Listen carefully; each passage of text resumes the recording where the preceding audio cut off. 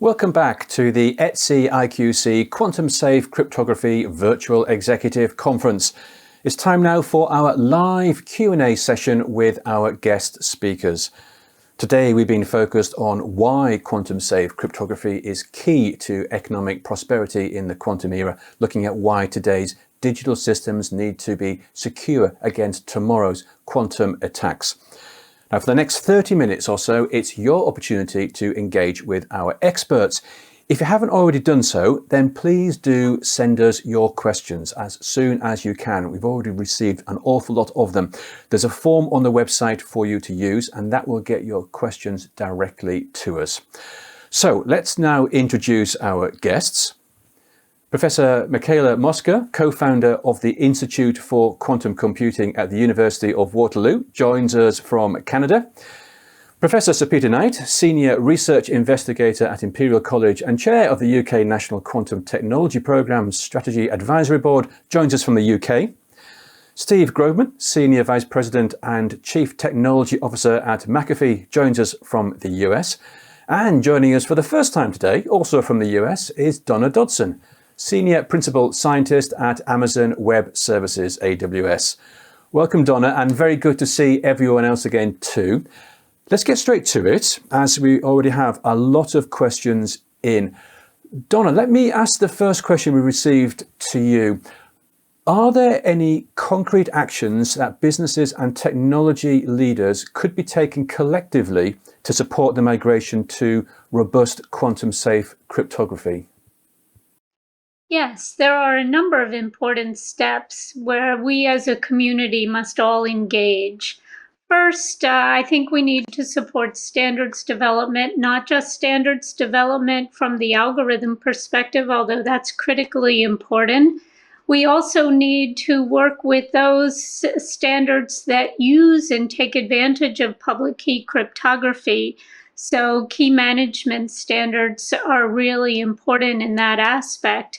And collectively, we need to give information, we need data on operational aspects that affect those standards, that affect the use of the algorithms, that affect the use of the key management protocols, etc., so that we understand performance issues, etc., while we're looking at security. We need both security, interoperability, and third, we need to make sure that we have the right performance goals that we're working collectively to achieve. Great. Okay, let's move it along. And the next one's to Michele. Why would a proactive migration to quantum safe cryptography enable us to build a more robust foundation to cybersecurity beyond just being quantum safe? And how could this process improve our cyber resilience more generally? This is an opportunity. The current systems we rely on are largely legacy systems that were typically not designed to be the foundation of security for so much, for so many digital systems upon which our economy relies on. So we have an opportunity now to rebuild it. And when you do that, you have an opportunity not just to build in security against today's threats, but resilience, right, against future unknown threats and greater agility to respond to new threats, to build that stronger cyber immune system. And as I outlined in my opening remarks, we wouldn't have had this opportunity if it weren't for this well-defined threat, which was a fluke that we knew about this threat decades before it became real. And we have a chance to take advantage of that. And when we often work with organizations and go through a quantum risk assessment exercise, they say, we don't have an answer to that, but that's something we should have had an answer to. And the kind of processes they're developing to deal with the quantum threat will help them better respond to other threats. And I really think that's a lesson from COVID-19 that I think we can internalize now. And because security and resilience aren't just about technology, it's about our mindset and our disciplines and our priorities. And let's bake in more of those practices in terms of with an eye on resilience and being more agile to respond to future threats. Let's do that now that we're going through this exercise of preparing our systems to be secure against quantum threats. So just to give you one concrete possible threat that this exercise will make us more resilient to, we've been going to bed every night for the last few decades with the risk that we wake up in the morning and our cyber systems have collapsed because of a classical cryptanalytic attack to RSA or ECC, these small handful of algorithms. And we've just been lucky that that hasn't happened, because if it were to have happened, we really didn't have a failover. We really didn't have a plan B, right? And of course, logically, we know what we could and should have done, but we just never did it. And quantum is now giving us the opportunity to build in that extra layer of agility and resilience. Thank you, Michele. Now we've got a question. Okay, this question comes off Sir Peter's presentation. The viewer says, Sir Peter talked about the need for testing and resilience. It's a physical system that protects. What happens when we apply all this academic and mathematical work and put it into practice within a live telecoms network, say? Does this introduce compromises? After all, we're only as secure as the weakest link. I think this is really a very good point. When you introduce new technology into an existing system, you've got a whole raft of standards that really have to be adhered to. And one needs to do a great deal of work on interoperability, which Donna had mentioned earlier, but also making sure that we've done all the right sort of work on penetration testing, resilience, robustness of whatever we introduce into the current networks. So looking at all of these things together, the way that new systems are introduced, it is a system of systems problem that has to be looked at in its entirety. And interesting, any new element has to harmonize with the existing structures in some way or another. And so one of the things that needs to be done is a lot of work on testing and evaluation. I rather think that it would be a good idea to red team and blue team just to check what it is that we are putting into prototype infrastructures. Thank you, Sir Peter. Now, there's a question off the back of Steve's presentation as well. Steve, you said in your presentation that algorithms on their own won't solve the problem. They have to be practically applied, and that governments need to execute standards with transparency so that we can be certain that no backdoors have been built into it to the benefit of a select few. The question is, but is this possible? Can it be enforced globally? Yeah, I think that we need to rely on a few things. One is the free market. So we need to make sure that it's clear that in order to have a global economy, a global use of our data communications, that we end up with a common set of algorithms and standards. And I think Donna said it very well, that we give a lot of thought to the algorithms, but it's so much more than that. It's really the protocols and standards that incorporate the algorithms. How do we make those standardized, even if they're standardized in a way that there's some agility, so that we have the ability to swap out algorithms in the non-zero probability that we get it wrong. I think one of the things that we've seen time and time again in cryptography is we've selected algorithms that we find flaws in. The point was made, luckily it hasn't been elliptic curve or RSA, but we've seen flaws in MD4 and MD5.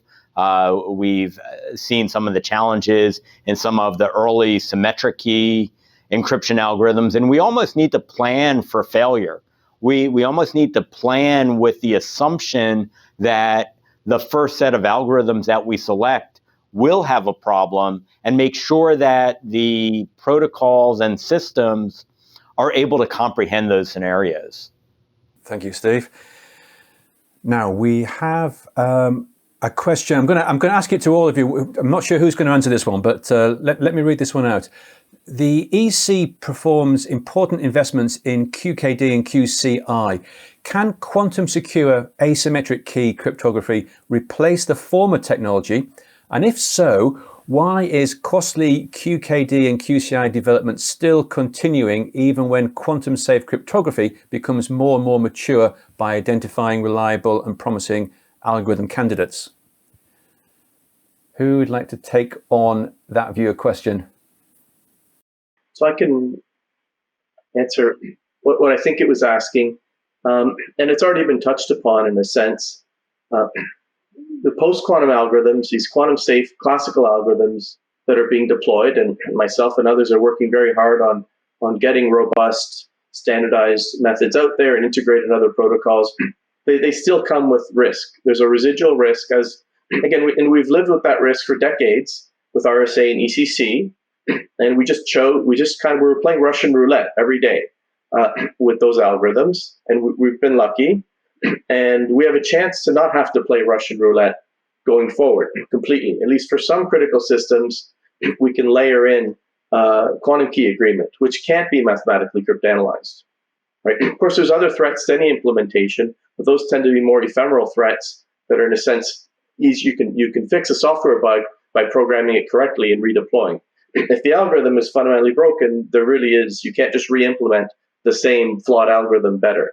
So QKD really solves a real systemic and fundamental risk. It mitigates the risk of a mathematical cryptanalysis.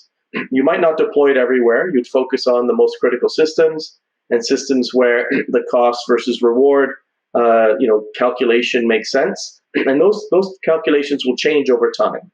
So I think, and the aim is not to replace post-quantum algorithms with QKD. The aim is to have an extra layer of protection. So QKD in addition to post-quantum. So especially for the most critical systems, you don't have to play Russian roulette with the mathematical cryptanalysis threat anymore. You've mitigated that one there's other threats, but this is in a sense the most lethal one. You can take that threat off the table. And as QKD technology, as the quantum internet continues to evolve, it can be applied in more and more scenarios in a more cost-effective way. And the important thing to realize for security experts, security specialists, is physicists and engineers will build a quantum internet. Our job is to figure out how we're going to leverage it to better secure our economy and our safety. Great, thank you. So Peter. Yeah, I'd just like to add to that.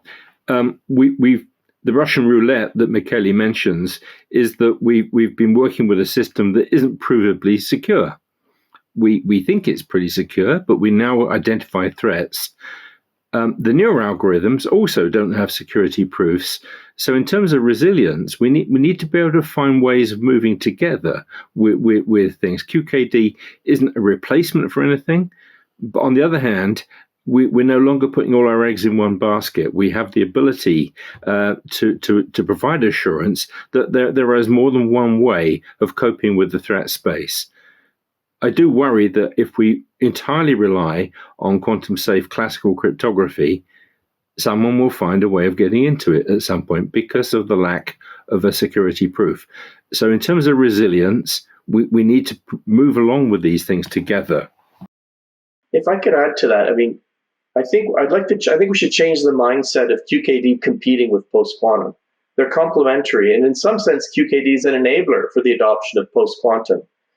Because you can use post-quantum day to day, but if you're really uncomfortable with that residual risk of 1 or 5% of this massive break in the next 10 years, well, QKD can mitigate that in the most critical scenarios. And that might make the comfort level for some applications high enough that they are willing to adopt post-quantum algorithms in some situations if they know they have the QKD failover in these unexpected but possible scenarios than if they didn't. Great. And Steve, you'd like to add to that? Yeah, just one real quick point. Sometimes I think we focus too much on the implementation, the how, without remembering what is it that we're actually trying to do. We have two objectives: data protection and data integrity. And in order to get data protection and integrity in a post-quantum world, it's going to take more than just the algorithms.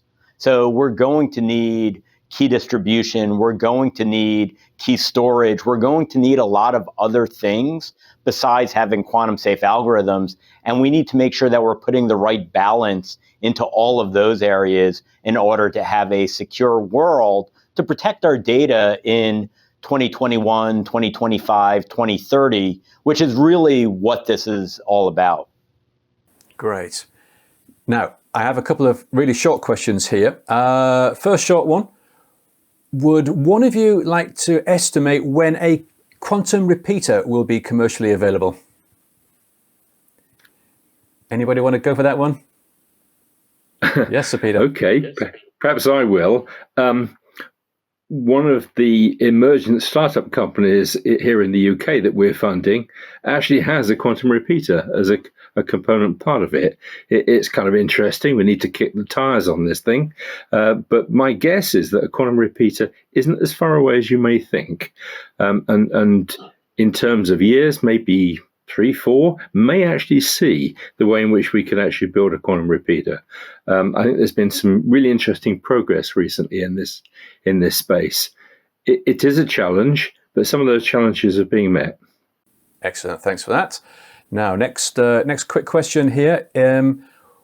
What are the historic, current and prospective material selections for fault-tolerant qubit circuits that are scalable? And what are the relevant KPIs? Is that good for any of our guests? I'll make a start, and then Michele will come in, I'm sure. In terms of the most promising current platforms, superconductivity is looking really, really promising, and it's where there's an awful lot of investment.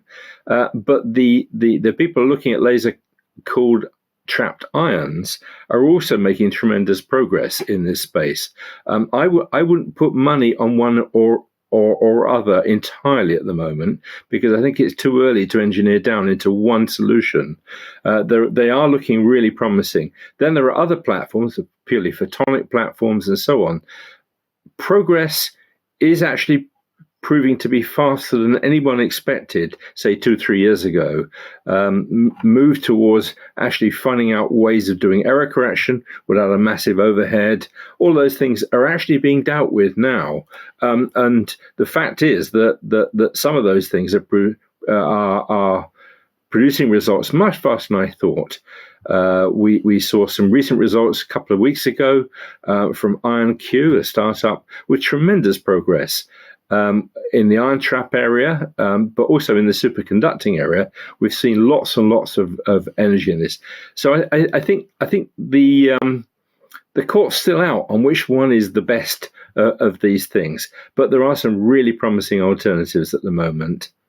I just wanted to say we're seeing similar opportunities in the United States as well.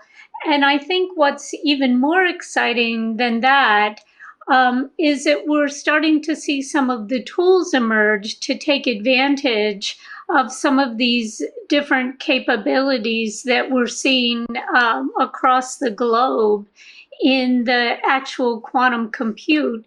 That underlying hardware is really important, but you need to be able to manipulate that. You need to be able to use it. And the tools that we're seeing, so some of the innovations with different partnerships working together so that we have both the quantum compute capability and the next layer on top to be able to use it is very exciting. Yeah, I don't have much to add to, Sir Peter's and Donna's responses, other than the KPIs are kind of technical and complicated. There's nice reports out there that will go through them in excruciating detail. There's a great one by the BSI in Germany that gets updated regularly. And we're going to soon release through the Global Risk Institute the quantum threat timeline that also discusses some of these issues. Again, at a high level, it's how many operations can you expect to get in before an error hits you? Super simplified scenario. And can you maintain that error rate as you scale to more and more qubits, right? And there's 2, 3, 4 promising systems. There could be others that have come out of nowhere from behind and are better at that. And very importantly, as Donna says, that's just one part of the equation of when quantum computers will break RSA and ECC. There's all this, how efficiently can we compile Shor's algorithm to run on these platforms? And there's a great breadth of a very deep work going on and implementations, and they're commercially available in many cases that help you, hyper optimize these algorithms to run on as few qubits as possible, and as noisy qubits as is possible, as we know is possible. Yeah, so just one other thing jumping in is I think the fact that we're having this discussion in 2020 creates a very different landscape than if this was occurring 15 years ago, specifically around public cloud providers being a predominant way that developers are able to get access to new technology. I think if we were having this discussion 15 years ago and quantum was on the verge of making a breakthrough, companies would have to choose what was the implementation they were going to bet the farm on and do massive investments in procurement of very complex technology. With cloud, the cloud providers are going to be able to invest in a number of different solutions. And from the quantum developer perspective, they'll be able to very quickly test implementations on different types of underlying capabilities much more rapidly than in a traditional development model. It's a lot like today where you can get access to fundamental compute capabilities through public cloud that would just be incomprehensible if you were to try to build that physically in a private environment. Thank you, everyone, for that one. Now, the next question I've received, it's a very long one, so I'm just going to take part of this. And this is specifically for Steve and Donna, but by all means, jump in. Let me read this out for you. Many scholars still believe that QKD is not yet ready or trustable for commercial deployment and is more of R&D. Statements like this dilute the importance of the transition to QKD. PQC is also not getting standardized till next year. In this case, what options are we giving to our customers? Please let me know your thinking on this. Donna, would you like to maybe have a crack at that one first? Sure.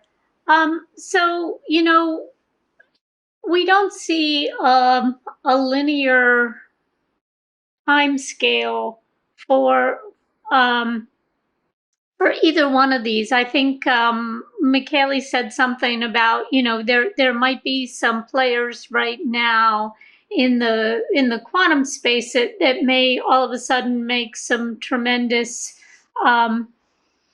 leaps, and in the quantum key distribution space, you could say the same thing, that while today there are not the practical approaches that we're beginning to see emerge with hybrid post-quantum crypto today, we're starting to see some good hybrid kinds of capabilities in the standards landscape, et cetera. Not as much of that today in the quantum key distribution space, but that doesn't mean that it won't happen. I do think there's some practical adjustments that need to be made in the QKD space. So we've heard about one already from Sir Peter with a discussion on quantum repeater, et cetera. So we're starting to see these take effect. There's more work to be done.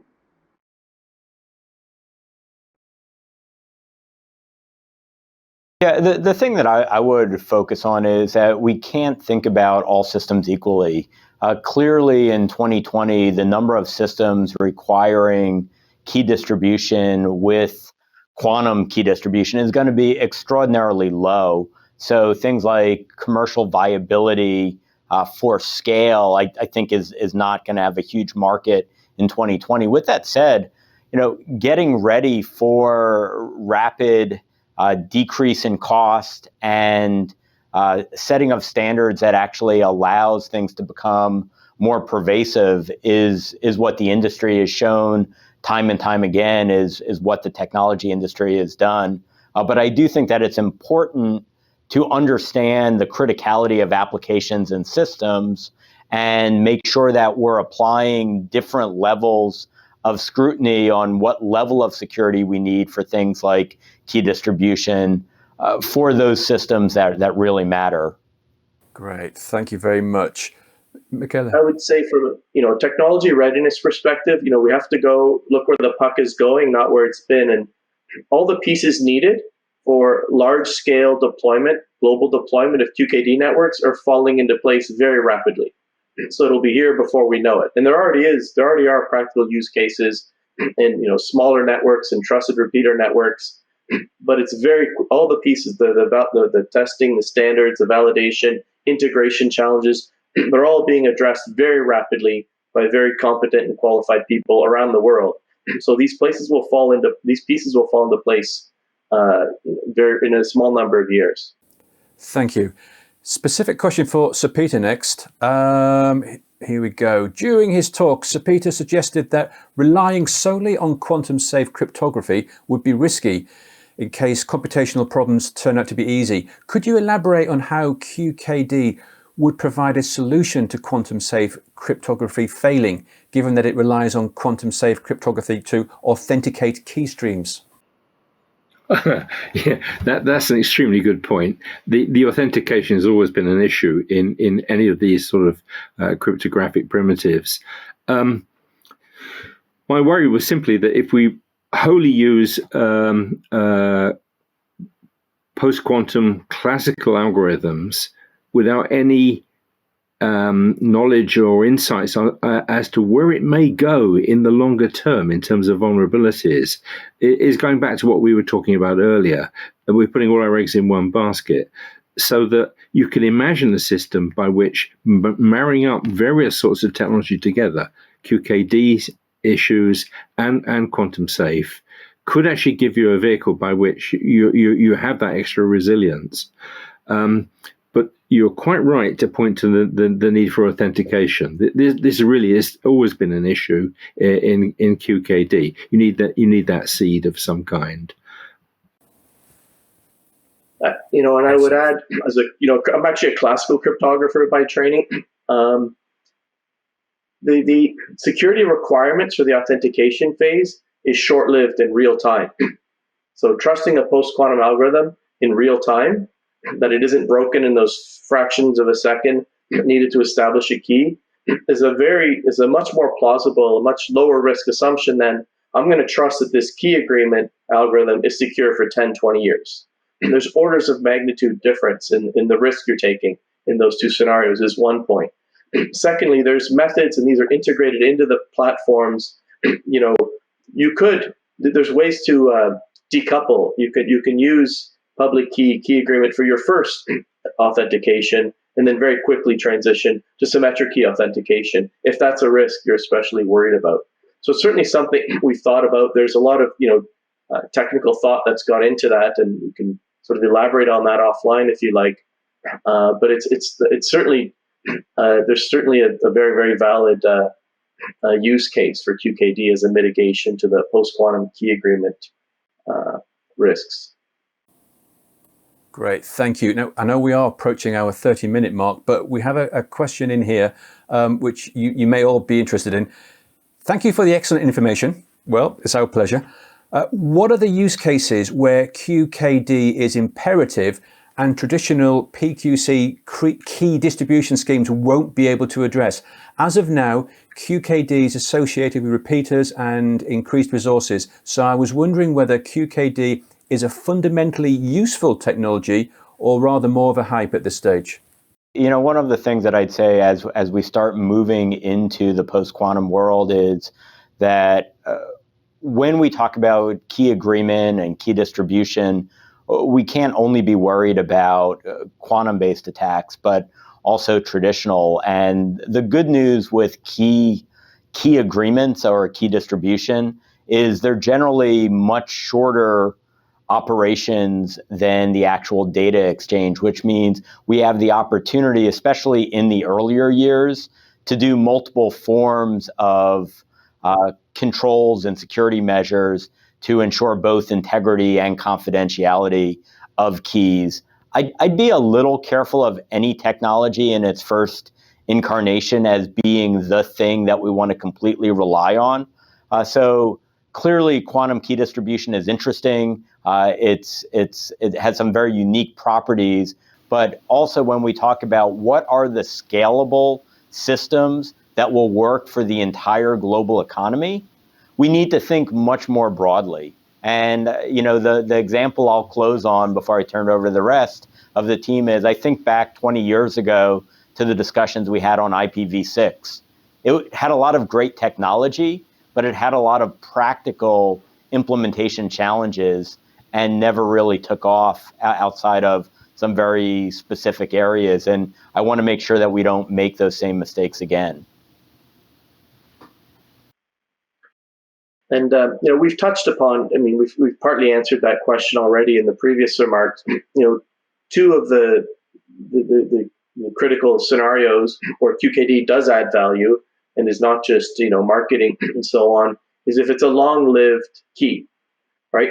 There's no real history or track record justifying believing that these post-quantum key agreements or any classical key agreement is going to be computation secure for decades, right? There's always some risk, and that risk definitely goes up as time goes on.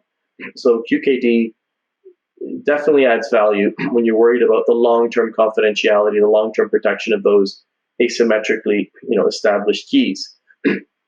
And the second one is it's that Russian roulette game we're always playing. There's always a chance of a systemic, unexpected, fast algorithm for finding short vectors in a lattice or any one of these problems. And the probability is small, but it's not completely negligible. It's not negligible. And QKD mitigates that risk. Obviously, you wouldn't have to do this on all the systems, but at least some of the most critical systems. It can reduce that risk and give us greater confidence that we can rely on these systems, because in this event, this black swan type event, we do have a failover for at least the most, the most dangerous sort of attacks. And I guess Steve's, nicely touched upon a third thing, in that there's a number of other things that could break, could lead to sort of a systemic break of an implementation of a cryptographic algorithm. So we're not talking about replacing post-quantum with QKD, but adding in an extra layer. So there's all sorts of things that could go wrong on the implementation of either of these solutions. And if you have two or more of them, then you have an extra layer, a level of resilience. Great, thank you. And so Peter and Donna, do you want to address that one before we wrap the program up? So from my perspective, I think with both KQD and with post-quantum algorithms, that transparency and having lots of eyes looking at it from both the mathematical and the theoretical perspective, as well as operational perspective, and looking at threat categories across both of those, is really important as we're starting to put these in place in the scale that Steve talked about. Great, thank you, Donna. And that really is, unfortunately, all the time we have for our Q&A session. We must wrap up the discussion for today. A big thank you to all our guests, and also to all of you viewers who sent in your questions. Much appreciated. And sorry we weren't able to answer all of your questions today, as we received so many of them. But we will be back again tomorrow at the same time for another live Q&A program. Before then, we have two panel discussions. The first one covers the public sector perspective on quantum safe cryptography, and we will hear how different governments are preparing for quantum computing. And then we'll follow this with a panel discussion between industry leaders looking at the challenges of moving to quantum safe technologies. We hope you can join us again tomorrow, but until then, thank you very much for watching, and goodbye.